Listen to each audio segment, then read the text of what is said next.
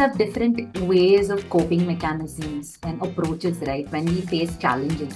So I think one of the lesson as an HR uh, that I have learned during my difficult moments are opportunities to demonstrate fairness and empathy in action.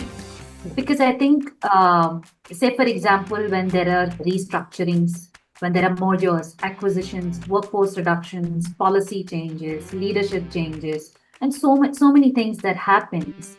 I think what I have learned is be transparent, communicate clearly, and handle those conversations one on one because every change initiative succeeds or fails, and it's all based on trust.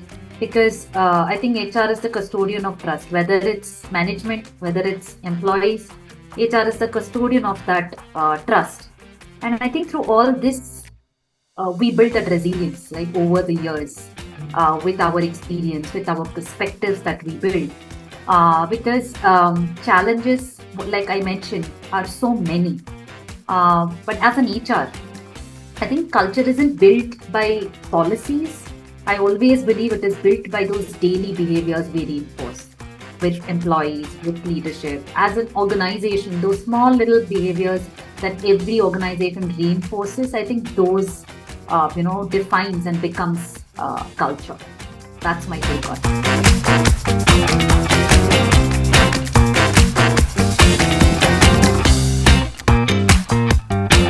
I think when COVID happened, Yeah. workforce or workplace just flipped.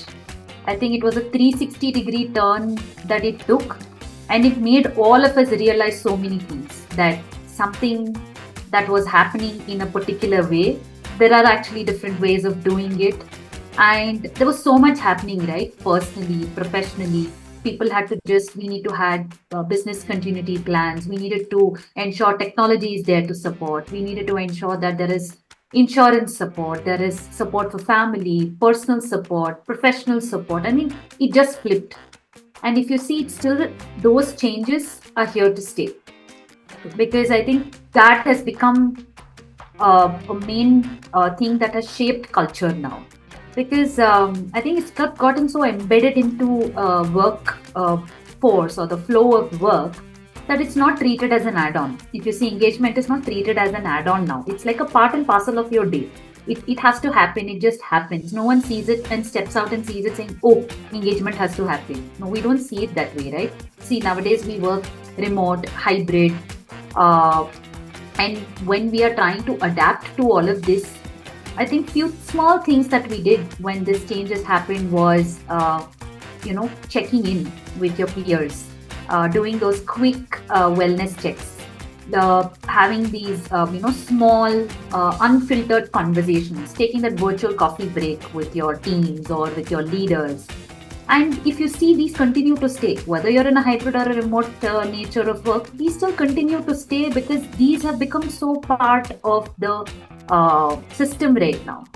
And more so, I believe what has also flipped is your annual surveys because they're no longer, you don't wait for that one survey because I think listening to your employees, to your leaders, to your stakeholders, I think that's a continuous thing.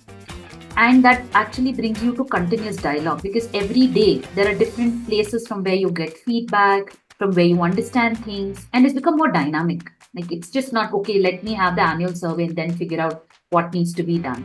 That doesn't happen. Because I think today's employees or today's workforce is just not like I just want a job. No.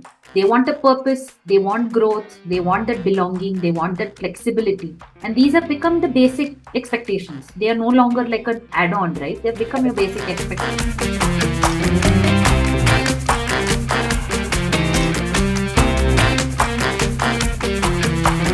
I think AI is the hot topic, but I would say AI is a great enabler. It can't replace anything, but it's going to act as an enabler because AI will predict the risks for you, right? But who's going to take action? It's the people who are going to take action, right? It's us who's going to take the action and convert that to experiences and compassion, right? Because I think today's HR, I see that we balance it so well, the empathy and analytics. Because, like I said, predictive tools can highlight a lot of things, like, for example, disengagement risks, identify high potential talent, or performance issues, automate a lot of things. But the result of it, the interpretation and the action of it, it comes from human, right? It comes from us. We need to understand that and we need to action that out.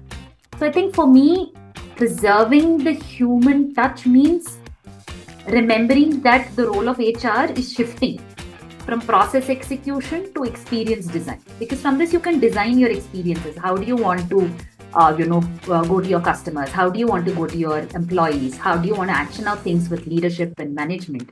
Because as always, technology has given us data, but we as people, we have translated it into experiences. I think that's what is my take on that.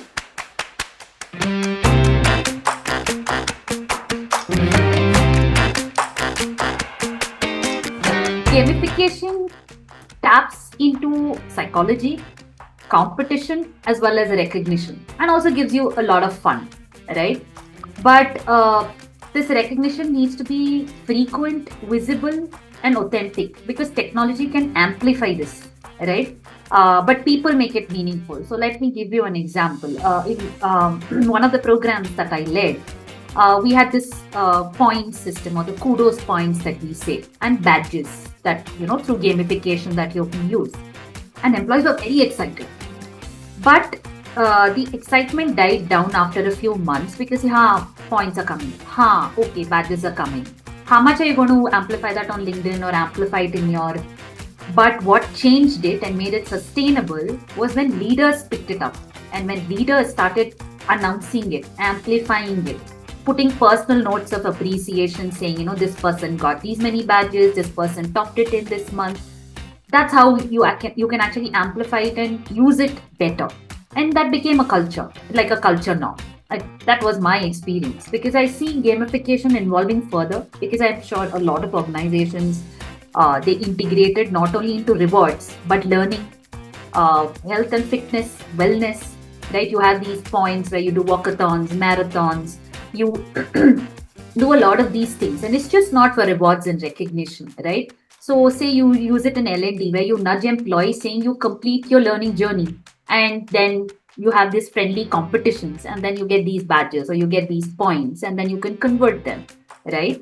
So it is still a culture, but just not based on points and badges alone. It's also those behaviors that come along with it from everybody, all the stakeholders, whether it's your employees, leaders, or management, right?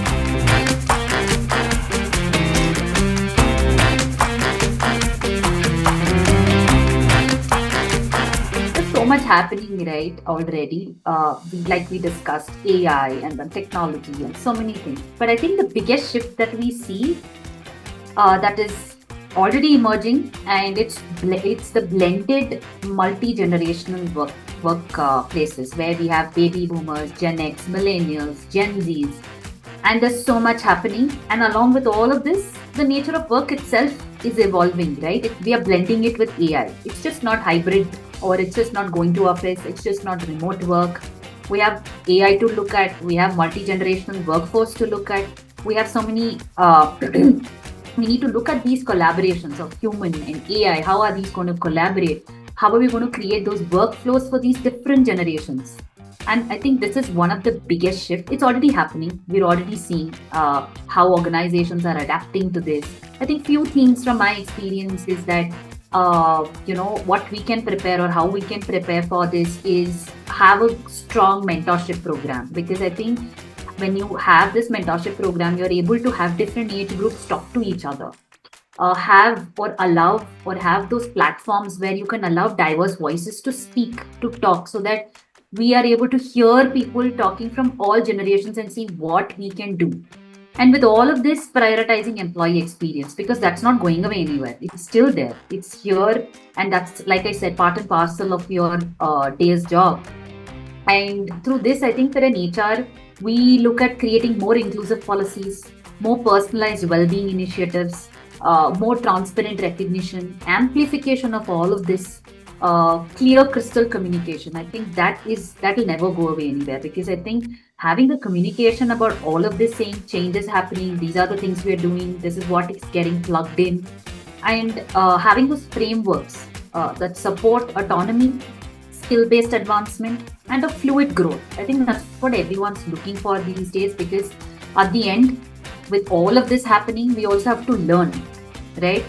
With AI in it, and with all the skills being having AI embedded into it, I think championing the ethics around AI, human-centric design, and enhancing all of this, I think together would actually prepare us, because it's a combined effort with all of this. So I think ultimately the role of HR is evolving over time, as always. I think what was there 10 years before, it's not there today. So the role of HR is shifting from, like I mentioned before, anything process oriented. This no longer process execution. It's more experience design. How are you going to ensure and support leadership, management, and the evolving workforce, right? And it's only by designing these experiences, making it personal, creating those inclusive, safe spaces where everyone want to learn, grow, and enjoy what they do. And I think that's going to be the future of work.